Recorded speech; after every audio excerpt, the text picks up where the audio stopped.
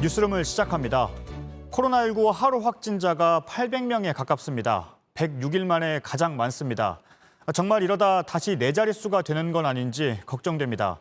어디에서 감염됐는지 모르는 사례도 크게 늘었습니다. 여기에 빨리 퍼지고 또 항체가 힘을 못 쓰게 하는 변이 바이러스도 계속 확인되고 있습니다.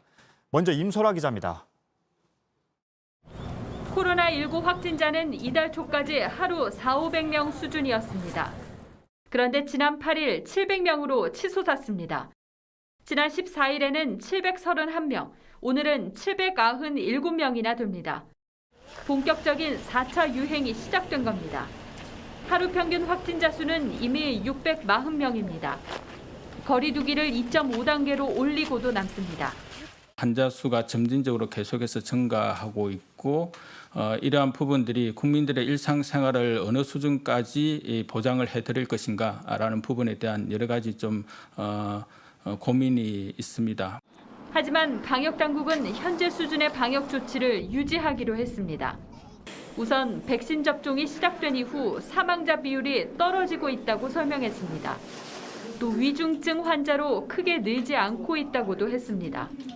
그래서 하루에 확진자가 1,300명이 나와도 병실 등 의료 체계가 감당할 수 있다고 강조했습니다. 하지만 변이 바이러스는 걱정스러운 요인입니다. 20일 기준으로 미국 캘리포니아 변이 감염자는 294명으로 확인됐습니다. 인도 변이 감염자도 9명, 이 밖에도 뉴욕형 변이와 필리핀형 변이 감염자까지 확인됐습니다. 캘리포니아 변이주가 전염력을 높여서 환자 발생도 증가시킬 수 있지만 중증도를 높이거나 또는 백신 치료제의 효능을 낮추는 가능성도 있기 때문에 그것에 대한 연구가 필요합니다. 특히 미국과 아시아 지역은 우리나라와 교류가 잦아 기존의 영국, 남아공 변이 바이러스 유행 때와는 다른 접근이 필요하다는 지적입니다. JTBC 임소라입니다. 더 안으로 들어가 보면 해군 함정에서 무더기 확진 판정이 나왔습니다. 모두 33명입니다. 간부의 자녀가 다니는 어린이집에서 확진자가 나와서 검사를 해봤더니 이런 결과가 나왔습니다. 특별한 증상을 안 보였던 것도 빠르게 퍼진 원인으로 꼽힙니다. 김민관 기자입니다. 고준봉함은 지난 20일 84명의 장병을 태우고 진해항을 출발했습니다. 출항 바로 다음 날 간부 A씨 자녀의 어린이집에서 확진자가 발생했다는 통보를 받았습니다.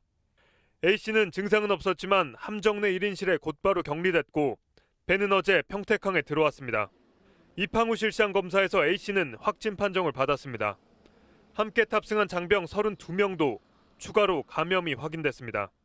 고준봉함은 현재 이곳 평택 이함대 안에 정박 중입니다. 이 함정 안에는 음성 판정을 받은 최소 인원만이 남아 배를 관리하고 있는 것으로 전해졌습니다. 확진 판정을 받은 장병들은 인근 생활치료센터로 옮겨져 치료를 받고 있습니다. 해군 관계자는 탑승 전 발열 검사 등을 실시했고 함정 안에서 방역 수칙도 철저히 지켰다고 했습니다. 다만 창문 없는 승조원 식당에서 함께 식사를 하고 다인실에서 잠잘 때도 일시적으로 마스크를 벗었던 것으로 전해졌습니다. 함정 특성상 비좁고 환기도 잘 안 되는 구조입니다. 이런 가운데 어제 목포에서 출항한 한 호위함도 탑승한 간부 가족이 확진 판정을 받아 긴급히 배를 돌렸습니다. 장병 106명은 곧바로 검사를 받고 격리 중입니다. 해군은 모든 함정과 주요 부대 거리 두기를 2.5단계로 올렸습니다. 함정에 근무하는 승조원은 모두 PCR 검사를 받도록 했습니다. JTBC 김민관입니다. 또 주목해야 할 곳이 있습니다. 경기도 부천의 한 노인시설로 50명이 넘는 확진자가 나왔습니다. 눈에 띄는 건 이미 시설에서 절반이 넘는 사람들이 백신을 맞았다는 점입니다. 백신을 맞고 2주 정도 지나야 면역이 생기는데 너무 빨리 마스크와 거리를 뒀다고 합니다. 최성훈 기자입니다. 경기도 부천의 한 노인 주간 보호센터에서는 지난 19일 코로나19 백신 접종이 있었습니다. 어르신과 직원 등 54명 중 35명이 맞았습니다. 그런데 접종하지 않은 80대 한 명이 이날 열이 났습니다. 이틀 뒤 확진 판정을 받았습니다. 곧바로 전수조사를 했습니다. 확진자는 41명으로 늘었습니다. 시설에 있는 사람뿐만 아니라 가족과 접촉자에게까지 옮겨갔습니다. 지금까지 모두 51명이 감염됐습니다. 절반 이상 백신을 맞았는데도 이렇게 확진자가 무더기로 나온 이유가 있었습니다. 마스크를 쓰지 않으면 들어갈 수 없다고 써 있습니다. 그런데 CCTV를 살펴보니 안에서는 마스크를 제대로 쓰지 않은 것으로 드러났습니다. 백신을 맞고 나서 개인 방역 수칙을 어긴 겁니다. 코로나19 백신은 접종을 하고 14일이 지나야 효과가 있습니다. 그 사이에는 항체가 잘 형성되지 않아 얼마든지 감염될 수 있습니다. 혹시 백신의 자체의 결함이거나 아니면 특이적인 상황은 아니고 여기에 대해서 그 몸에서 일어날 수 있는 면역 반응에 불가피한 일정에 걸리는 시간이라고 할 수 있습니다. 따라서 접종을 했더라도 마스크 착용과 손 씻기, 거리 두기 같은 방역 수칙을 지켜야 합니다. 부천시는 이 시설을 소독하고 출입을 금지했습니다. 한편 이 시설에서 확진된 80대가 집에서 자가격리를 하다 밖으로 나갔다가 경찰이 발견했습니다. 치매를 앓고 있었습니다. 보호자가 진단검사를 받기 위해 집을 비운 사이 밖으로 나간 것으로 조사됐습니다. 방역당국은 이 사람과 접촉한 주민 7명에게 진단검사를 받도록 했습니다. JTBC 최승훈입니다. 지금 관심을 받고 있는 러시아 백신이 조만간에 세계보건기구의 승인을 받을 거란 전망이 나왔습니다. 위탁 생산을 맡은 국내 업체가 국내에서 사용할 수 있도록 승인을 받기 위해 러시아에 자료도 요청했습니다. 안전성을 검증하는 문제가 아직 남아있지만 도입을 하기 위한 절차는 이렇게 하나씩 진행되고 있습니다. 백일현 기자입니다. 러시아 외무차관이 어제 세계보건기구 WHO 사무총장과 만났습니다. 그리고 러시아에 와 있는 조사팀 등의 활동이 마무리되고 모든 과정이 빨리 진행되면 스푸트니크 V가 몇 주 안에 WHO의 승인을 받을 것이라고 기자들에게 말했습니다. 유럽의약품청 EMA는 다음 달 스푸트니크 V에 대한 승인 심사를 할 예정입니다. 비슷한 시기에 공신력 있는 기관에서 승인이 나올 수 있는 겁니다. 한국의 위탁 생산업체는 러시아 측에 한국 내 사용 승인을 위한 자료를 보내달라고 요청했습니다. 국내 사용 승인에 필요한 자료를 관청하고 확인해서 리스트업을 해가지고 지금 러시아 쪽이랑 협의해서 하나하나씩 받으려고 하고 있습니다. 방역당국은 아직 자료를 수집하는 단계라고 계속 설명하고 있습니다. 유럽의약품청에서 지금 이 백신에 대한 허가 사항들이 진행되고 있기 때문에 그 허가 진행 사항들을 좀 지켜보면서 함께 검토할 예정입니다. 도입을 위한 절차는 하나씩 진행되고 있지만 문제는 안전성을 어떻게 검증하는지입니다.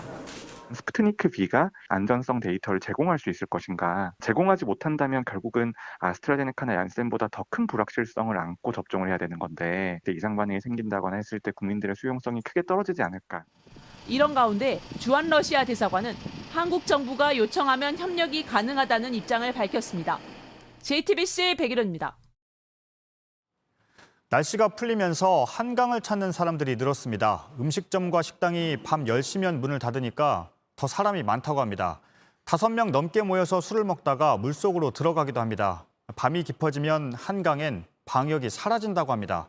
밀착 카메라가 그 현장을 다녀왔습니다. 이혜원 기자입니다. 어제 새벽 1시 45분쯤 언뜻 세어도 10명 가까이 한데 모여 있습니다. 외국인 일행인 이들이 손에 들고 있는 건 캔맥주. 그중 한 명은 갑자기 강물에 들어가 헤엄을 칩니다. 결국 신고를 받고 출동한 서울시 공공안전관이 수차례 제지한 뒤에야 해산했습니다. 어젯밤 취재진도 한강을 찾았습니다. 음주와 먹고 마시는 걸 자제해달라는 현수막이 있지만 대부분 마스크를 벗고 술을 마십니다. 테이블에 앉지 말라고 쳐놓은 통제선 안에는 자리마다 사람들이 빼곡하게 앉아 있습니다. 한강 안내센터에서 매일 밤 순찰을 하는데 왕복 15km 구간을 공공안전관 3명이 맡는 곳도 있습니다. 날씨가 좀 풀려서 그런지 뭐 평일이든 주말이든 많이 나오시는 그런 추세거든요. 5인 이상 집합금지 저희가 좀 확인도 좀 하려고. 곳곳에서 5명 넘게 모여 있습니다. 안녕하십니까. 5인 이상 집합 준수 좀 해주세요. 5인 이상 집합금지 금지되어 있거든요. 자정이 넘은 시각 숲을 사이에서 음악 소리가 들려옵니다. 6명이 함께 술을 마시고 있습니다. 5인 이상 집합금지 위반하셨어요. 어떤 6분이 지금 모여 계시잖아요.